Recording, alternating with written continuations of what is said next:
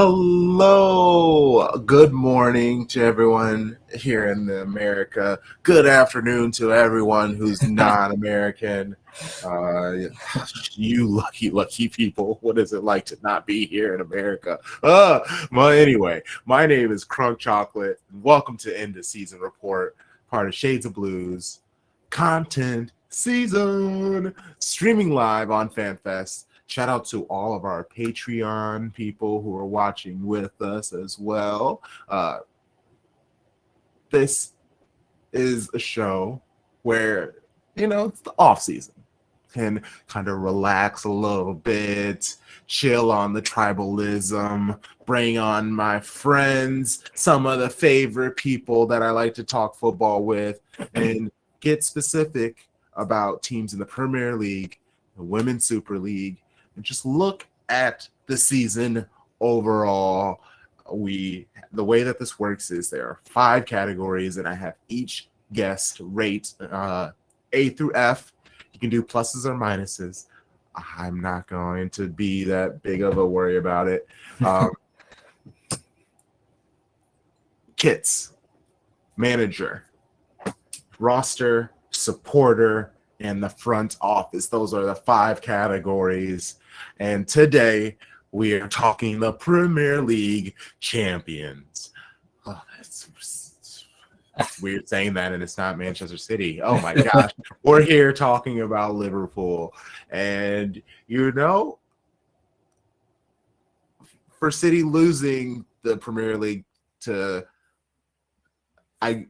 technically just rivals I think it's more of a rivalry through Pep and Klopp than I guess it was City, Liverpool, and I guess maybe the fact that if Liverpool haven't won it, basically Liverpool have won it, and that is where the rivalry comes from. But it's not really like a City United, what Arsenal are trying to do with City and things like that. So I would almost say this is a talk with a rival, but also this is a conversation with our guest today, who through this year went from having him on once to now this is the pal. This is the bud. Someone I enjoy talking about football with. Someone I definitely don't mind listening about Liverpool. I enjoy his perspective. Love the way that he sees the game, uses stats and numbers very well. Shady Gang, you know him. Big fan of him. Give it up for Michael Reid. How's it going? Thank you, Crunk, for having me on. Yeah, it's going well. I can't exactly. You guys know the feeling going into the summer, knowing you're champions of England, you're the best team in the country. You can enjoy the summer knowing you are the champions, and yes, you guys know the feeling, arguably better than we do. So last time we had this celebration was in a lockdown during the pandemic. Yes. So this time we can properly celebrate, and yeah, it feels great. And that's the thing that I guess I found myself actually, this is weird, being happy for you about is the fact that you were able to actually, celebrate this championship together as a community. Because like you said, the last time you won, it was a lockdown, and you weren't able to have that celebration.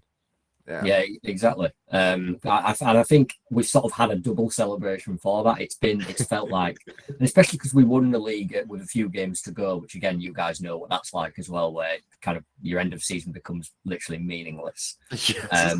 But we just ended up having a massive couple of month long celebration. Just playing in the Premier League, going to Ibiza for a few days, and coming back to the Premier League, then going back to Ibiza.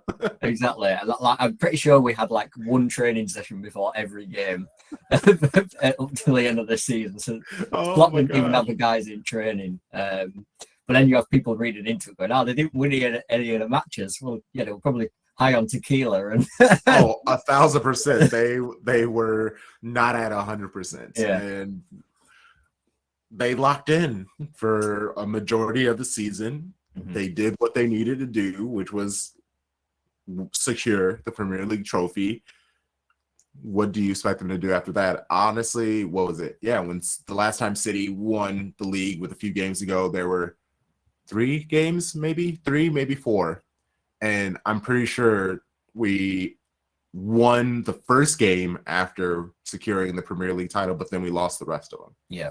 And it was quite embarrassingly. So like, I mean, I get it, I understand it. I don't judge. It's not even Liverpool's worst. In the, I think it was the 77-78 season. I think Liverpool won it with something like 5 games to spare and lost 4 of the 5 games. But Liverpool went on and won the league the following season. So it was of no sort of relevance then, and it's no relevance now. The job was win the league, and okay, we won it with fewer points than has been needed to win it in recent seasons. But you get ultimately, I think that had we needed to get 90 points, had Arsenal or Man City been pushing us, we'd have got to 90 points because we dropped off at the end of the season. We rested players. We gave players that literally their first start of the season after we'd won the league. So we were resting players. The players weren't in training. They were out celebrating. I think if we'd have needed to get more points, we would have done. Basically, we did what was needed to do to win the league this season. So, yeah, no one's taking that away. Exactly. And I mean, Pep, a lot of the players were asked about the fact that City and Liverpool have gone back and forth for so many years. And they're always asked, do you think that either club would have done as well as they have if there wasn't the other? Like, would there be a Centurions Manchester City team if Liverpool weren't 3 points behind them that year, 4 points behind them? And they all say no, they don't think so, because subconsciously you do relax when you get that gap, when you know 100%.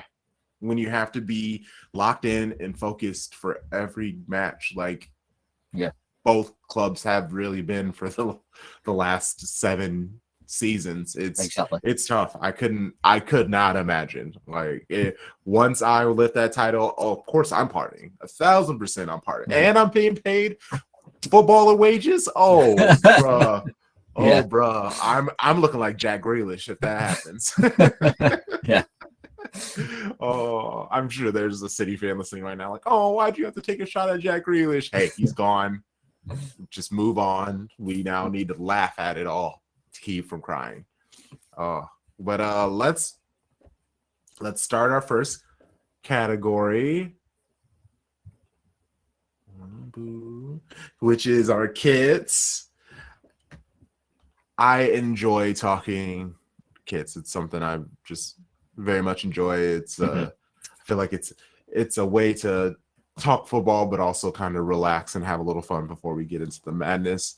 And Liverpool, we know they always have to do the red kit. It's kind of tough to vary from it. Man City have their, always has to be sky blue, and what they do with that is what they do with it. They're at Puma, who gets very adventurous. Nike, there have been a lot of articles lately about how Nike was kind of the king of football, but now it's Adidas. Definitely. And they're taking over. Let's start it off with your home kits. I'm a fan of a collar on a football shirt, so I'm interested to hear your opinion on it. What are your thoughts on the home shirt, and what grade would you give it? Yeah. So the home kit, this isn't this season's home kit, by the way. I should say this is a few seasons ago. Yes. This is actually one last time we were champions. It's the season after that. So this season it's got the red kit with the yellow and white collar, and it's got like a yellow decal on it, which if you read the sort of briefing of the kit, it said it's basically a sort of engraving of the letters "You'll Never Walk Alone" YNWA. But if you weren't told that, you wouldn't be able to tell. It just looks like white engraving all over the kit, basically.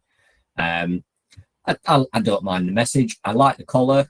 I think overall as a kit, if we hadn't won the league, it wouldn't be anything memorable. It's our last actual kit with Nike now, because we're going to Adidas next season. Oh, are you? So I think it's sort of is a symptom of what you're saying about Adidas are starting to overtake Nike again. But yeah, so I don't mind it, but if we hadn't won the league, I don't think anybody would be calling it a memorable kit. But with the way the league has gone, it's actually been an incredibly well sold, high selling kit because obviously we've won the league. Salah and Van Dijk signed new deals, so their kits have sold incredibly well as a result of that. So it's ended up being quite a good kit financially for the club because of those reasons. I like the collar. I like the colours, red, white, and yellow. I think as a kit overall, like I say, it's not anything memorable, and I'd probably give it a C. But because we're champions, it's sort of C for champions. Than that, but yeah, exactly. Oh, hey, I'm not gonna argue. It's an alright kit. It's an alright kit. So they're away, black, a little bit of this like bright blue piping on the sleeves. I mean, it's okay. It seems pretty like low energy when they were making this kit. Yeah. Oh yeah. I was literally going to make that point. I think it's just a very basic kit. It's just very, not even a full black. It's like a grey sort of black, and then it's a turquoisey blue. And Liverpool obviously don't put blue on the kits very often. Yeah. It's sort of a turquoisey blue. It's not really a blue. The club would certainly avoid using the word blue to describe it. I think they do call it turquoise. But yeah, it's very basic again, similar to the home kit. It's not a memorable kit. We didn't play a great deal of many games in it this season, to be honest. It's not been very used. So yeah, again, I'm struggling to give it anything higher than a C, and I'll probably rate it a bit lower than the home kit. So I'll go with C- for the away kit. Yeah, and I'm trying to even think about it. Is I don't remember seeing it much. Yeah. It's not like I was watching tons of Liverpool games, but I feel like the third is actually what I thought was the away kit. Yep, we've used that one more. Yeah, exactly. I've seen that shirt a lot. I feel, and it has that weird up Nike check on it that I feel. I'll go for it. Yeah, Nike have done that for all their third kits this season for every club they do. The idea behind it, which I very much like, is the ascendancy in the women's game. The upwards tick is the ascendancy in the women's game. It's a sort of symbol of that. And I don't know whether there'll be some sort of charity thing behind it where they're giving some of the proceeds for the third kits to women's football or women's charities. I'm not sure on that, but that's the idea behind it. I like the message behind it. I don't like the look of it. I think it looks a bit rubbish. It doesn't. We're so used to the Nike swoosh and going horizontally. When it goes up, it just doesn't. Yeah, it doesn't look great. Aside that, I actually quite like this kit because I love the red trim, and again, it's got a bit of the yellow. It's got the sort of greyish decor engraving on it. I'm not entirely sure what that is supposed to represent actually, but if it wasn't for the up night tick, I'd actually be giving this one quite a high grade because I do quite like it. And I do like the message behind, as I say, that uptick because it's great to see women's football being supported. But the look of it probably takes away from what was an okay kit. So once again, I'm basically flat rating them. They're all a C this season. It's a C for champions. See, I'm already picking up a trend here. It looks like, it's and the kids chill. The upward swoop, that is a great message. I agree with you, and I guess the whole point is to spark conversation, and so that's what that does. Because I guarantee you, there are so many people who are like, "What is with this weird check?" And when I had the Chelsea conversation, that definitely was brought up because that's their Nike as well.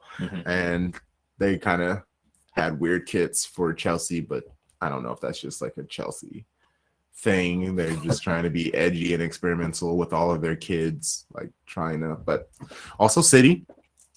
Our third kit this upcoming season is rain. So I don't think I can really talk smack about anybody's kit this season now because of that. I'm hopeful I don't hate that rain kit, but I completely understand why almost everybody else seems to. Like, it is getting drubbed on social media. It's like just a good Barbie down. It's quite hilarious. Oh man, okay. Let's talk about some Arne slots. I can only imagine what grade you're about to give him, because first year, highly successful. He took Klopp's team. It's not even his team yet. All of that arguments and things like that. So yeah, what is your rating for Arne Slot and your thoughts on his job this season? If anyone gave anything other than an A here, that it would be a bit ridiculous, because I don't think there's another manager who would have followed up Jurgen Klopp this well without making a genuine first team signing. The only signing we had was Chiesa, who literally started one Premier League game all season.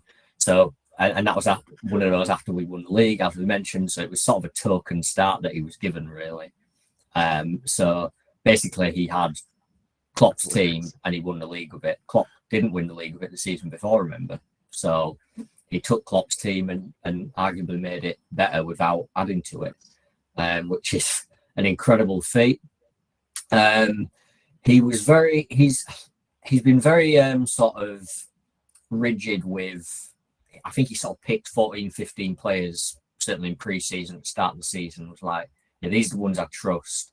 And everyone else did very much struggle to get game time, it must be said. So your likes of Harvey Elliott, Wataru Endo, even Darwin Nunez, Gerald Kwanzaa, remember he sort of famously subbed him off on match day 1 against Ipswich at half-time for Konate. Kwanzaa, towards the end of Klopp's reign, had established himself as Van Dijk's partner ahead of Konate, and it looked like he was going to continue that on the slot. And in one half-time substitution, that was over. Like, he decided, no, actually, Konate is the man, and that was proved to be the right decision. I love Kwanzaa as a player, and I sort of feel for him, really, the way the season went for him as a result, and he didn't play as much as he would have hoped. But it showed how genius of Slot, really, the genius of him, and he's ruthless in a way. He's very demanding of the players. His in-game tweaks this season, Liverpool were joint top for points won from losing positions, and a huge part of that was Arne Slot and his ability we could be behind at half-time. He'd make a change. I think Mo Salah even mentioned it. He might not even make a substitution. He'd just tweak the tactics a little bit and it would work perfectly. The best example of that was our Fulham home game in December. We drew 2-2. So it's a weird example to give. You thinking a home draw against a side that finished in the bottom half. Like, why is that memorable? But we had 10 men very early on. Robertson got sent off. We were 1-0 down, had 10 men. And at half-time, he literally just went, right, I'm not using the midfield. And he had 5 attackers on. And he put Gravenberch in defence and had sort of a hybrid, him playing a hybrid midfield, centre-back role with Van Dijk. And he had the left back and right back sort of tucking in as a 3 with Van Dijk when they could, but as a width, and then he just put 5 up front. How many other managers would dare to do that with 10 men, 1-0 down? It's a brave thing to do. It didn't work in the end, but it did get Liverpool the draw when they were losing at the time. And for me, that's sort of the epitome of his ability as a manager to change things. If the one criticism I have would be, I do think he's been harsh on certain players that he hasn't used. Certainly Harvey Elliott and certainly Wataru Endo, who, when they have played, have actually played really well this season. And he's brought them on, and they've changed games when they've come on. He's brought them on to see out leads in Endo's case, or to get us back into games in Elliott's case. They've both done brilliantly. But I think he's been a little harsh in terms of not giving them starts. It didn't cost us in the Premier League. Ultimately, it was the right decision in Premier League terms, because it won us the Premier League. He went, I'm playing my best team week in, week out. This is my team that's going to play. And Man City and Arsenal couldn't do that through other reasons, but we could. And that's probably why we won the league. It's cost us in the Cups, though. I think we got knocked out PSG. Yes. You could see the players were tired in that game and struggling physically to cope with what turns out to be the best team in Europe. And I think we can all agree with that this season. They have been phenomenal. Certainly from sort of December onwards, PSG were unbelievable. Yes. Yes. How good they were. And ultimately, the fact that we only lost to them on penalties, you look back at that and you think that's actually pretty impressive that we took them to penalties. We had more than enough chances to score goals in that second leg, but we couldn't. And then in the League Cup final against Newcastle, we were horrendously bad. And again, he played the same team that had just played PSG, gone 120 minutes. He played pretty much the same team. So he was playing this team that had such a grueling match against PSG. Just before that, we played Newcastle and Man City in the Premier League. So we'd had some seriously took Aston Villa as well. We'd had Everton, the last ever Goodison derby at Merseyside derby at Goodison Park. So we'd had a really tough run. And he was basically asking the same players to play all these games. So it did in the Premier League. It worked. It worked perfectly. It allowed us to go. We were 15, 16 points clear at one point, and that's why we won the league. In the cups, that's where it cost us ultimately, because the players, you can't ask the players to do it. That's probably the one thing he's got to learn from this season. So because I've given him a negative there, I suppose I've got to say maybe A minus. That's your room for improvement next season. Will he rotate a bit more to maybe help us in the Champions League, help us in the FA Cup, League Cup, things like that? Because even when he did rotate in the FA Cup, the players that were coming in hadn't played at all. So he was asking players like Chiesa and Elliott, who hadn't been starting games, to play the cups and start. And you have no rhythm, and there's no. You could see that they just had no match sharpness. So yeah, that's probably the one room in the room for improvement box. That's probably his one blot in the copybook, shall we say? But in Premier League terms, he's got it absolutely spot on. And yeah, it couldn't have been a better appointment really to replace Jurgen Klopp. And as you said, with that run of games that you were talking about, I remember it vividly, because that was the shakiest that Liverpool had been all season. 100%. And I was sitting there like, yes, this is where they crumble, and City does their thing in the business end of the season. Then City had their own capitulation. It just was what it was. I am intrigued to see what the club does, because obviously if a manager doesn't trust a player, manager doesn't trust a player. It's very similar to, like, that's the whole Jack Grealish situation at City is for whether it's okay or not, whether it's true or not. Obviously what he does off the pitch affects what he does on the pitch in training, because that's what Pep focuses on, is how are you coming to training, because that's where I can expect you to handle your playing. And obviously there was something that he was bringing to training that was lackluster, that wasn't impressing Pep, and I don't know what that is. Was it his partying? I don't know. Could that make it difficult for you to come to training on Tuesday at 100%? Possibly, especially when you see the videos of how smashed he gets, like he parties. And then no one can ever argue how amazing, sweet of a human he is. He does a lot of like charity work and takes time to sign signatures for kids. Like, we'll never take that away from him.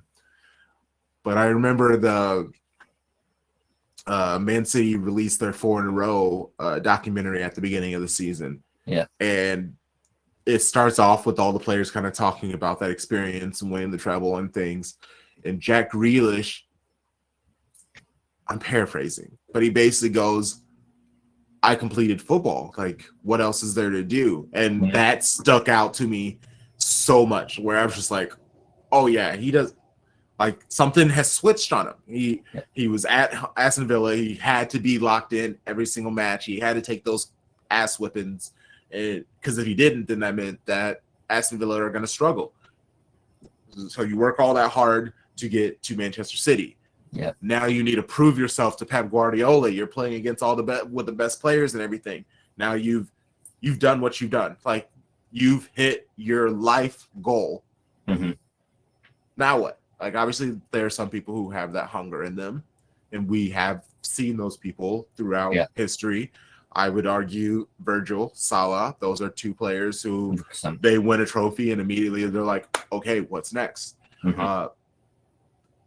It just feels like Jack Grealish literally was like, okay, cool. Obviously you want to win more, but I think he always in the back of his mind was like, hey, I have these trophies. Nobody can take this away from me. Nobody can take this away from me. And that unfortunately has affected him. Because I love the guy. I love what he brings to the team. But it's kind of disappointing in watching him argue with people on social media. Like, that's all cringe. Like, I don't want to see any player do that. Yeah, I totally accept that point. I think we haven't had an issue at all with that this season. But as in terms of the point you were making, in terms of Slot having favourites, and he's clearly decided. I don't think it's for the same reasons as Grealish with Harvey Elliott and Endo. They're hard-working players, but he's clearly just decided, for whatever reason, these aren't players I trust to start the big Premier League games, the games that I need to win. Remember, Elliott scored in that PSG game, the winning goal in the away leg for us, where he'd come off the bench and he scored. And he said it in interviews. He thought we played Southampton actually the game after that, so we thought we're playing bottom of the league. Maybe it's a chance for Slot to rotate a bit and maybe give me a go. I've just scored against PSG, and he still didn't play him. And it was clear that I think it's sort of been disappointing for him as much as anything, is that the manager doesn't trust him, and you can see he's gone from saying I'll never leave Liverpool, they're my club, I support them, to now saying I've got to think about my career. So yeah, that's. I love Harvey Elliott, and anyone who knows and has seen me on Twitter or on LFC TV or wherever it is knows I love Harvey Elliott as a player. So I'd be devastated if he didn't work out for him at Liverpool and he was to leave, because he is such a good talent, and it's one of those we could sell him and regret it massively because he could end up being brilliant for another team. But yeah, Slot for whatever reason. I think there's a physical aspect there with Szoboszlai can run all day, and that's ultimately the player Elliott was competing with for a place in the team. He doesn't have the engine and the pace that Szoboszlai has, and the physicality. I'd say technical quality is up there with anyone in the squad. But yeah, for whatever reason, he sort of just didn't trust him. So yeah, it's not. I'm not criticising Slot at all. He will have his reasons. He won us the league by doing what he did. But it's the one area where I sort of feel like I wish I'd seen more of him, certainly on the pitch. That's fair. Well, I mean, we've been talking about the squad for a bit, so might as well move on to the next topic. And the roster. Like you said, there have been some players who haven't gotten their chances. But overall, if you look at the age of the squad, it's still a pretty young squad, even with like Virgil and Salah. But other than that, it's like Jota's 28, Luis Diaz is 28. I thought they were older than that. But yeah, just a lot of players between that 22 to 26 years. Like, we do. The team is still peaking, and adding Verts, it shows that there really isn't much to change on the squad, which I guess I understand why there weren't any additions other than, the Chiesa last summer. So I'm interested in what they'll continue to do, and we'll talk about that after your grade for this last season, the roster, and how they did. Yeah, this is the easiest one. This is an A+++++. What is the highest? What's the highest grade I can give them? This is the easiest one, because what Slot has asked this squad to do, they have done. I can't fault any of them in terms of the way they've gone about the season. Even as we've sort of talking about the players that you maybe didn't favour so much, even these sorts of players came up with huge moments. Elliott in the PSG game where he scored. In fact, Elliott has the second best after Salah, the second best minutes per goal involvement rate for Liverpool this season, which will surprise a lot of people. But that just shows when he's played, he's done what has been required of him in that situation. Even Chiesa, he scored in the League Cup final. People sort of forget that. because we lost and we were absolutely terrible. But he scored in that League Cup final against Newcastle. Nunez scored the winners against Brentford, and they were huge. We were knocking on the door with 37 shots that game. Nunez comes on, and he scores those 2 goals to win the match. And I believe the same day, I think Arsenal dropped points after they were a late kickoff after it, and it increased our lead over Arsenal. So Nunez contributed massively, even though he clearly wasn't Slot's number. Jota was probably his number 1 choice up front, even Luis Diaz at times. So you could argue Nunez was his 3rd choice as a central striker. He still came up with big moments like that. The squad as a whole, Gravenberch, tremendous, McAllister, tremendous, Szoboszlai, tremendous. That midfield has been, it's been the best midfield in the league this season. I think there's no disputing that. Van Dijk and Konate, for me, have been the best centre-half pairing. You could also talk about the Nottingham Forest pairing, Murillo and Milenkovic. They've been very, very good. Yeah. Saliba and Gabriel, of course, have been very good at Arsenal. Their defensive record when those two played together has been very good. But in terms of consistency, Van Dijk and Konate, they actually had the most starts together where they didn't concede of any pairing in the league. So that was another huge factor towards us getting the title. Alexander-Arnold, I don't want to talk about too much.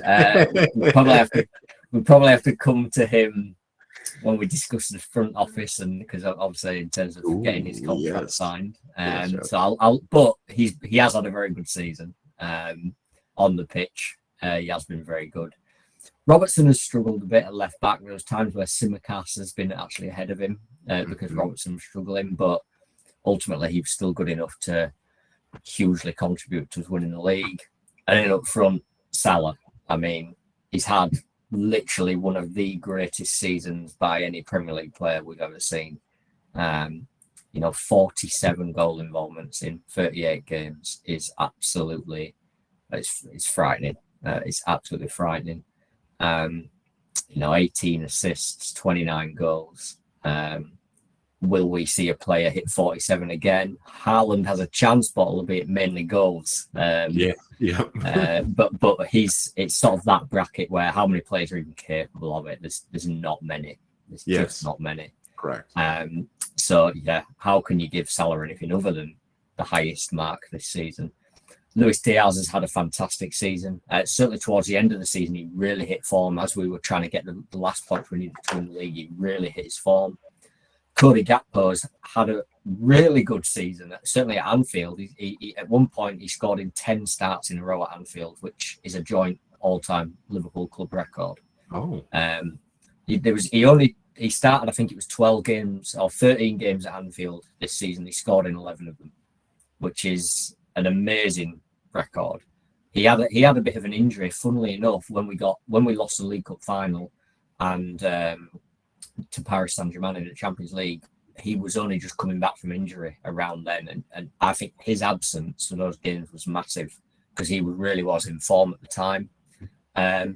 But as I say, in terms of contribution on the pitch, every player has done what Arne Slot has asked him to do, and you cannot fault them at all. They have all been absolute. Alisson, my goodness me, the best goalkeeper in the world for me. And he has had some incredible moments this season as well. The PSG game is the one, the away leg, where he just stopped everything they threw at him. I literally can't fault the players. The highest possible grade. We've had the best squad in the league this season, and that's why we've won the league. Yeah, I can't argue at all. There's so many players on the squad that I do like and I respect. And seeing when Liverpool brought in Gravenberch and Szoboszlai, that I was so pissed. I was so mad. Like each announcement, I was just like, what? They're just sometimes when you'll see certain names to clubs and you go, oh, that's gonna hit, that's gonna work, that's gonna go great. And both of those players, I was worried. I really was. I was very much worried, but then I saw that Klopp couldn't fully figure out how to get the best out of those players. Yeah.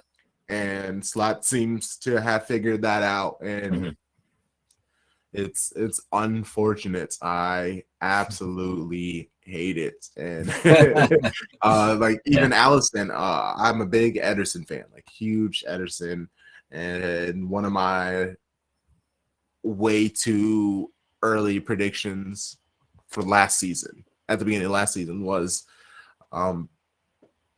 Ederson will have one of the best seasons of his career and take over as the number one Brazil national team keeper, and that did not happen. Yeah. did not happen, and it's frustrating. I still love Ederson. I do not want him to leave, and it doesn't look like he's going to. So that makes me very happy. Okay, let's move on to the next subject, the supporters. This always interests me the most because I saw an article about how, I don't remember who it was that did the survey, but it was like Liverpool fans were voted the worst or most annoying, or I don't know how they irritating league. Yes. And I don't know if that is the fan base, because I guess all of the Liverpool people that I know actually are quite delightful human beings, and I feel like the Arsenal fan base is known for being more like boisterous and loud. I know Liverpool at Anfield are super intense, but as you should be, I guess. So I might just be missing it. I'm not gonna say that they aren't annoying, because obviously they were voted it, but I think it's just more people don't enjoy Scousers in general. So I think that's more so what it is than actually the Liverpool football fan base. But also I could be wrong. But that, I'm not asking you to go at your own supporters. I obviously want your truth. Yeah, exactly. What grade would you give Liverpool's supporters this season? This is probably the hardest one to do, because I think there's a very different type of supporter. The Twitter supporter, basically, shall we say, the one who's constantly tweeting and saying this and that on Twitter, and the keyboard warrior fan, and then the one who actually goes to the games and supports the club, pays for a ticket, pays for a kit, supports the club financially. They are invested in the club. They are supporting the club. That is the definition of a supporter. I think there's a very difference between those fans and the ones who sit at home, probably buy a knockoff kit maybe from somewhere that doesn't Liverpool get no money for, and basically will, even after a win, probably find something to criticise. Every club has those fans, and you'll see them online. I'm also not convinced some of them actually are fans of the club they claim to be fans of. I think they're just there to troll and say, and give people stick. But in terms of the Anfield crowd, the crowd that goes to games, and the away support Liverpool have, absolutely one of the best in the league for me. And I may be biased saying it, but I'm allowed to be biased. So I think that the chants are great. Even Chiesa's not played this much this season. His chant this season has been used so much, certainly towards the end of the season. He gets the support. Nunez in the crowd, he gets so much flack online. Every time he misses a shot, you'll see it on Twitter. The clip will be posted, and everyone's saying, he's terrible, he's terrible. Yeah. You will never see that at Anfield. The support for him is, I've been to Anfield games where I've seen Gerrard play, and I've seen Suarez play, I've seen Salah play, I've seen Nunez play, and in a really weird way, Nunez is probably the most supported player I've seen at Anfield, from my sort of personal perspective, where no matter what he does, the fans will chant, Nunez, Nunez, Nunez. They chant for him, and he's got so much support.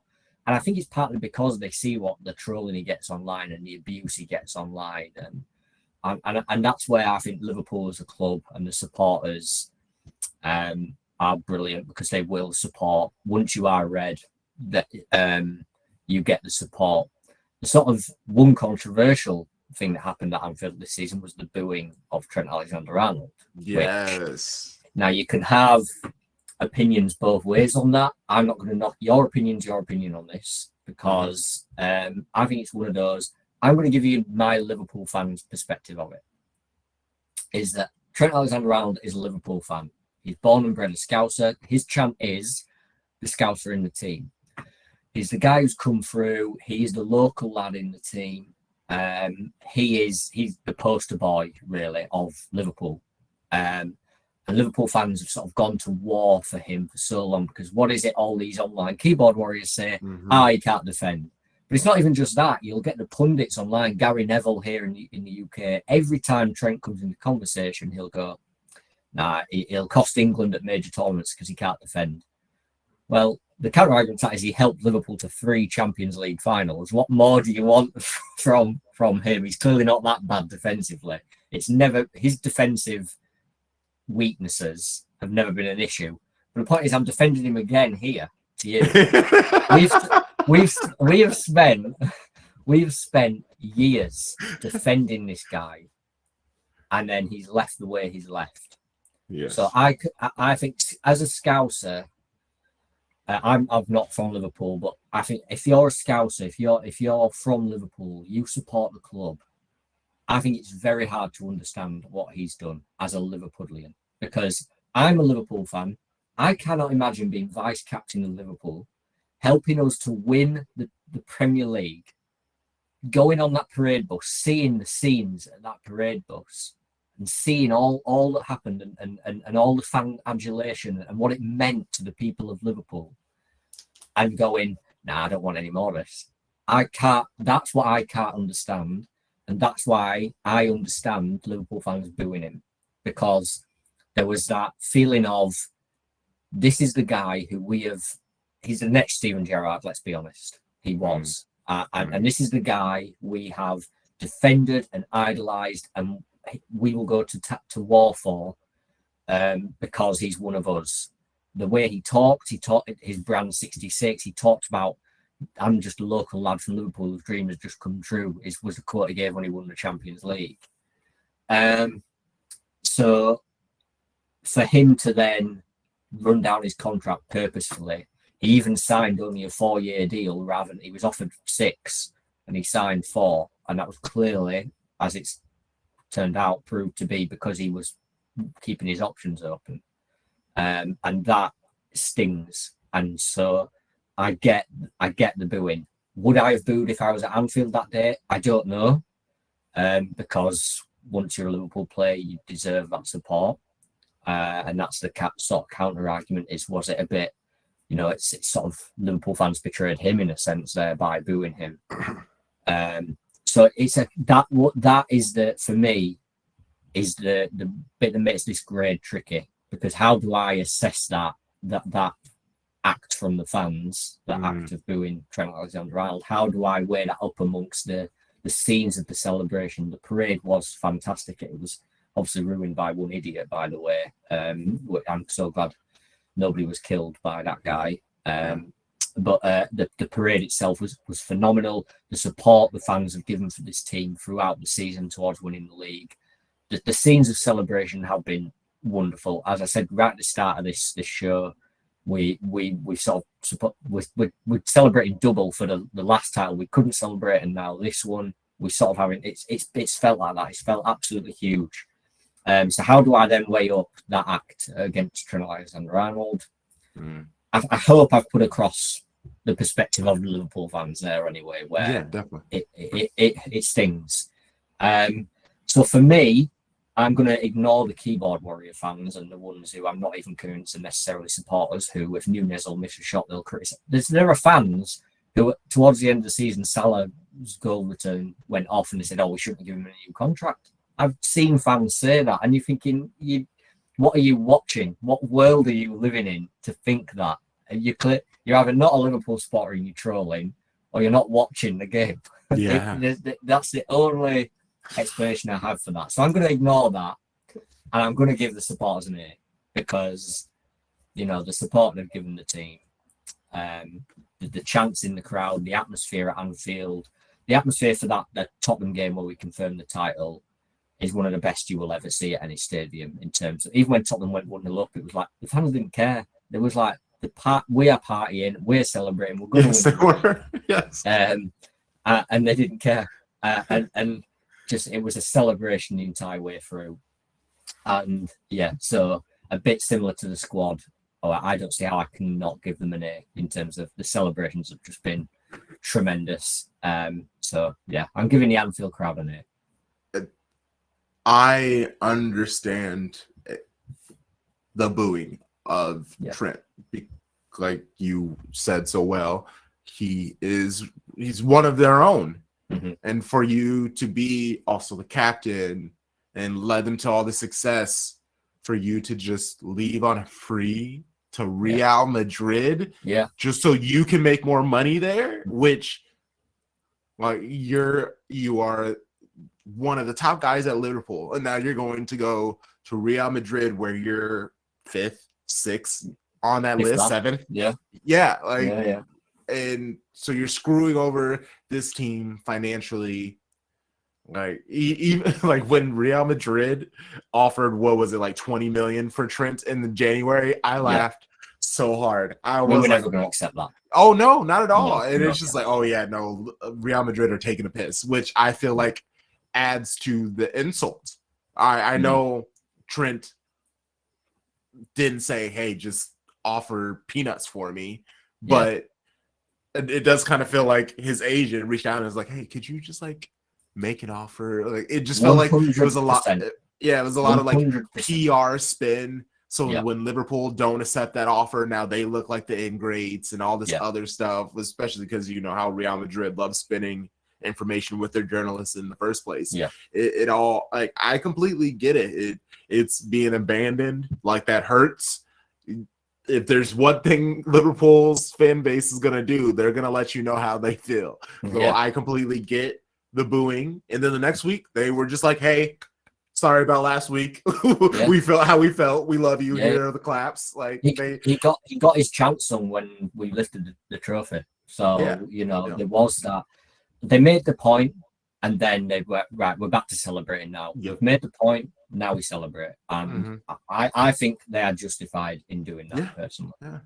I mean, I'm a big believer in you can't tell somebody how to feel. Now, what they do with that emotion, how they react, that, I mean, obviously you can judge, and there may or may not be consequences and stuff like that. But if someone's hurt by this person's decision, them leaving you, abandoning you, of course, you're going to be upset. Okay, final topic of the episode.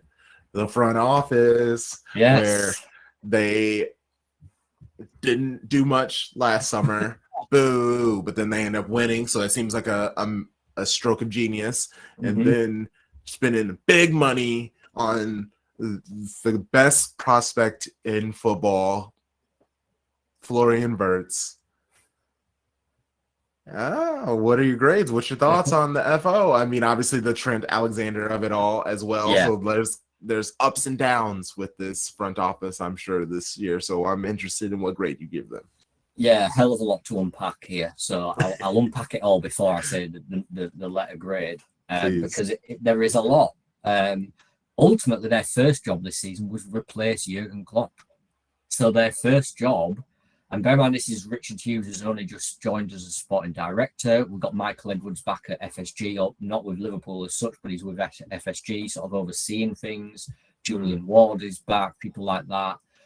But Richard Hughes just started, and his first job really was replace the best manager Liverpool have had since Bob Paisley. So that is incredibly difficult to do, and he got it absolutely spot on, didn't he? You can't ultimately. We've spoken about Slot and how he and what he has done this season has been brilliant. He couldn't have got the appointment better. So what a start. He got that so right.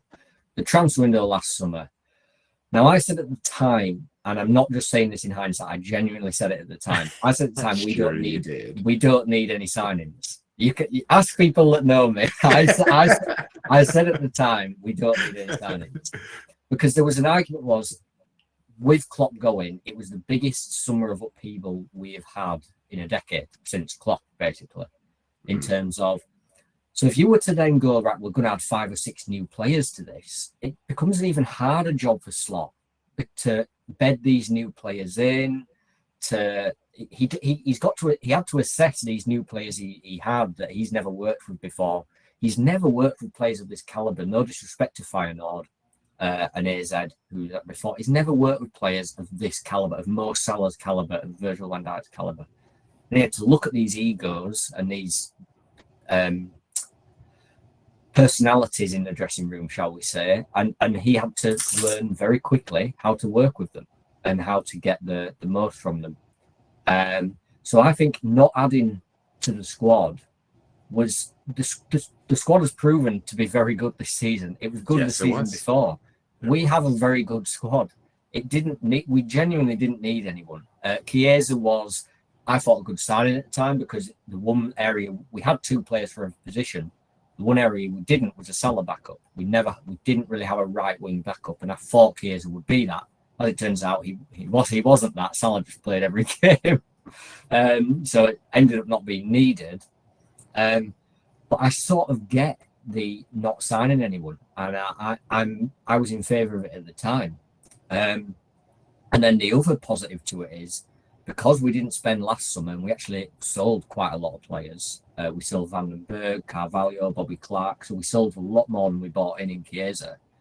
It's given us the financial ability now this summer to basically do 2 years worth of spending. If you actually remember, a couple of years ago, we bid 110 million on Caicedo before we ended up going to Chelsea. That money has not gone anywhere. We still had that money because since then we are in profit on player sales and transfers. We are in profit. We've sold more than we brought in since we bid 110 million on Caicedo. So when you then factor in we were in the Champions League this season, we're in it again next season. We just won the Premier League. We spent 10 million last summer, so we didn't spend anything in January. So financially, the club has been run brilliantly, and that has enabled us to now talk about bidding up to whatever it may be for Verts that the bid may be up to 125, 126 million. The way the club has been run has allowed us to do that without even having to sell a player. We don't have to sell anyone, and we can probably afford Frimpong, Verts, and Kirkes just right, and we don't have to sell anyone. That is the position we're in. So I don't fault them for that. But then the next thing to unpack, so we've had the lack of transfers and we've had the manager replacement. The next thing is the contracts. They were the next big sort of decisions they had to make was Salah's contract, Van Dijk's contract, and Alexander-Arnold's contract. Now, I've criticised Alexander-Arnold for the way he's gone about it. I'm also going to criticise the club in that, if they knew Alexander-Arnold wasn't going to sign a new deal, or if they sort of had an inkling of that maybe 18 months ago, would it maybe not have been beneficial to maybe look at trying to get a transfer fee in for him at some point? I don't know. Or did they feel that they could get him to actually agree to a new deal? Apparently, the first contract was offered to him about 18 months ago. So about when Klopp made the announcement he was going. So if he turned down that contract, do you say, oh, that's okay, it's just a start of negotiations? Or were they aware he was going to go? Only they will know that. Van Dijk and Salah, they were always going to leave late because of their age. Basically, the philosophy of Liverpool is you don't really give contracts to 30-plus-year-olds. That is the way we always have been. I just think with Van Dijk and Salah, they are so exceptional. You make an exception for them because we're talking about the best players in the world in their positions. So you make exceptions to them. And ultimately, wage-wise, Alexander-Arnold going basically pays those two's wages to stay on at the club, basically, in terms of a PSR perspective, financial fair play and all that, because your wage is very important towards that. I think Alexander-Arnold going basically paid for that.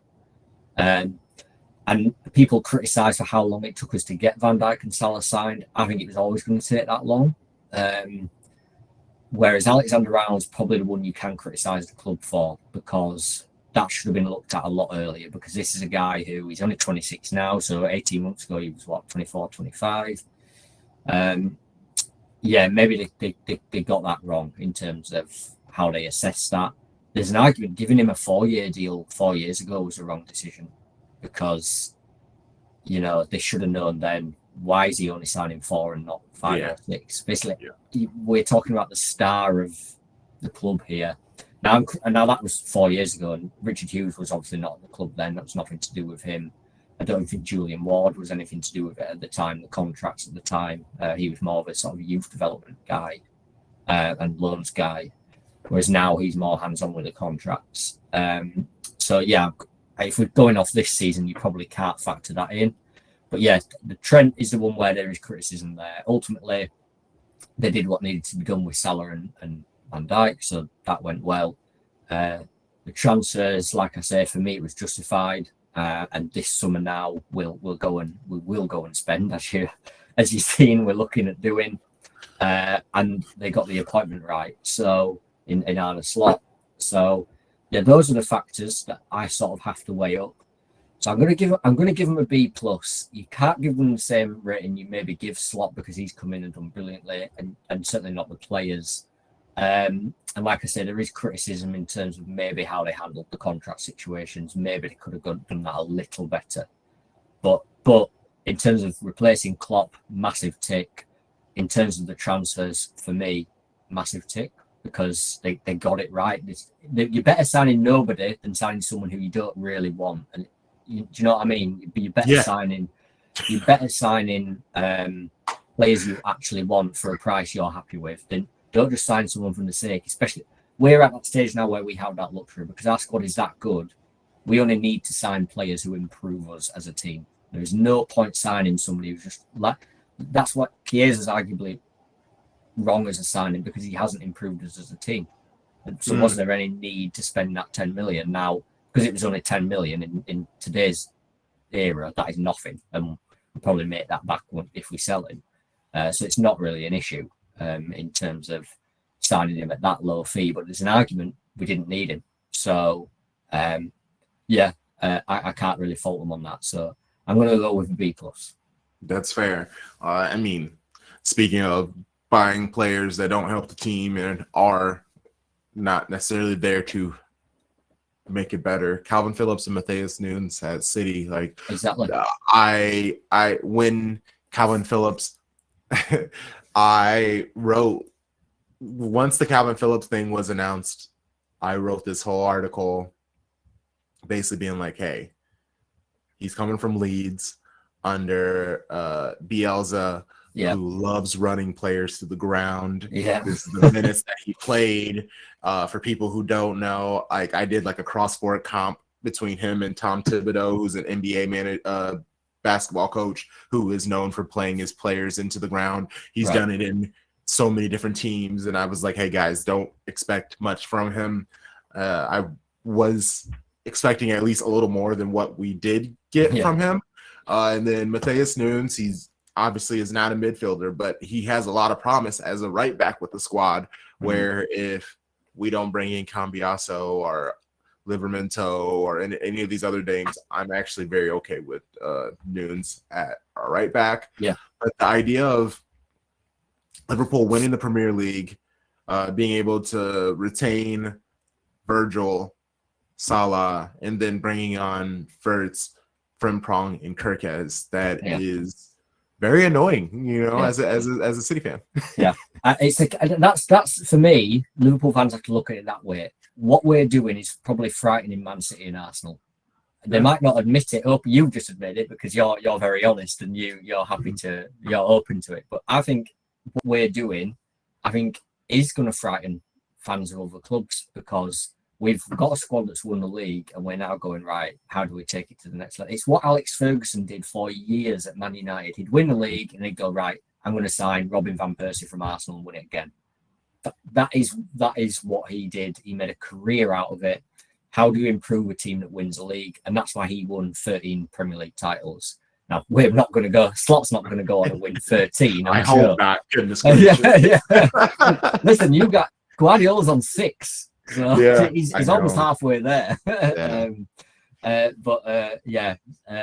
It's sort of the way to do it is build on your success. Capitalize. Last time we won the league, we signed Thiago. You could argue that didn't work out the way it did, but we were trying to capitalize on the success we had of winning the league by signing one of the world's best players. And that's what we're doing again.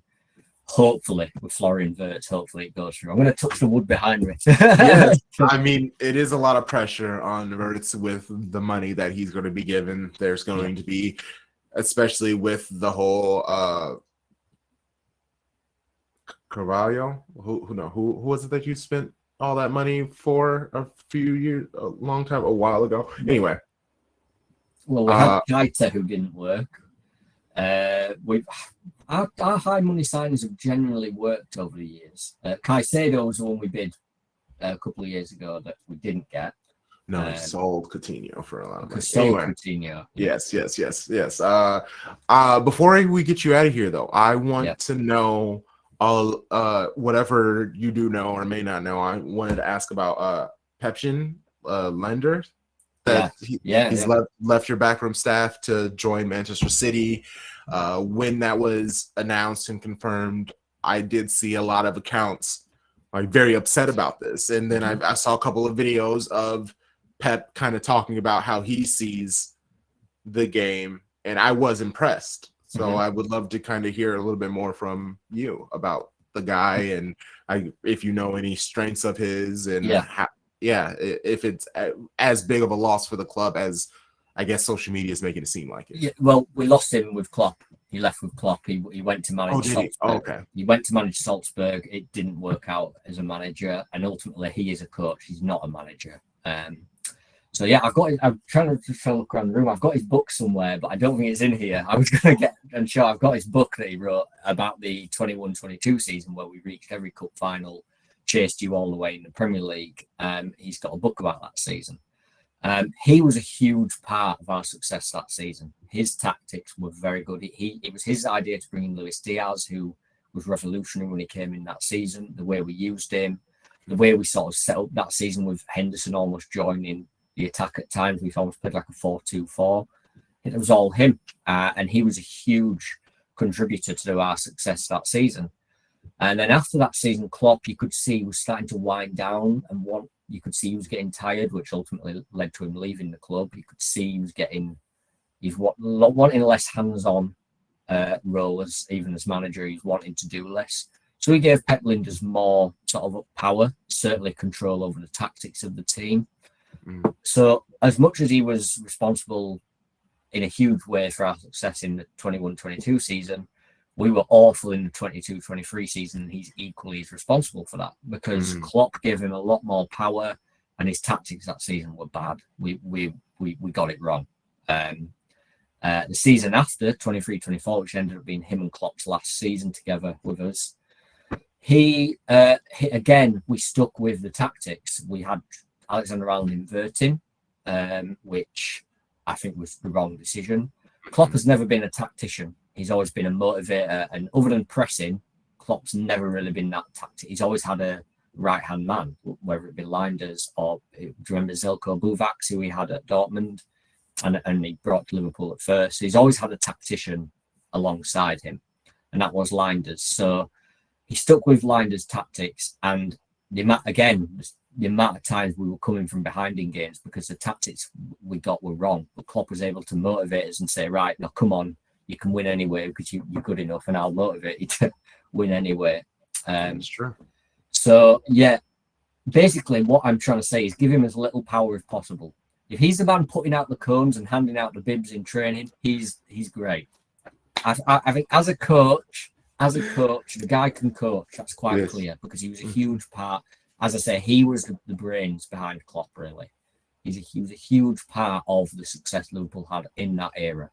But it sort of gets to his head. He wrote that book I just spoke about. How many assistant managers write a book? And Klopp even let him do more sort of media interviews and things. And I think he thought he was better than he was. And he's tried to become a manager at Salzburg. It's not worked out. But you have a very good coach there. And it's about fresh ideas, isn't it? Guardiola has his own ideas, of course, but he needs people to bounce it off. if I was to advise Guardiola in any way, I'd say just rein him in as much as you can. Bounce ideas off him. Don't give him too much authority. That would be as a Liverpool fan, that would be my inside track for you there on Pep Lijnders anyway. Perfect. All right, I'll send this little tidbit to my people over there and make sure that he sees it. Thank you again, Michael. Truly, always a good time. Love your insights. And as much as I hate to say it, I feel like I do know this Liverpool squad better than I did before the previous hour, and that is what this is for, though. So like you've done your part very well. I'll give you an A++ for the best grade. Oh, cool. Thank you. Oh, but please plug yourself. Let people know where they can find you and the things that you do. Yeah, so I'm one of the Opta Joes, so obviously follow Opta Joe on Twitter and all the good work we do there. Michael @Michael_Reid 11 on Twitter, just Michael Reid on Blue Sky. So you can find me there, follow me, whatever. And yeah, if our Liverpool fans watching this City show, yeah, give me a follow there. Yes, thankfully we do a pretty decent job at trying to bring on different people, and we focus on City, but we're working. I'm hoping things like this really helps break it through, where we're City, but we're not like insulated City. Because I like that you're doing a show like this for every Premier League team. I think I like that. Make sure you guys listen to all those shows, because it's going to be very good. Luckily, Shady Gang, our listeners and viewers, they do a very good job at just like loving the sport. Like, being a City fan is great, but worst case, know thy enemy. Like I'm a big fan of that. I'm a big fan of that. Yeah. Well, viewers, listeners, we have 2 more shows today. Luckily, they're split. They're staggered throughout the day. The next one we have 5 hours, 6, 7 hours in between, and then we'll have one more in the night. Brighton and Bournemouth. I don't know. It's not like I have a schedule right under me and I can look at it, but who cares? We'll be back in a few hours. We'll see you soon. Until then, you know the vibes. Shady Gang, Shady Gang, Shady Gang.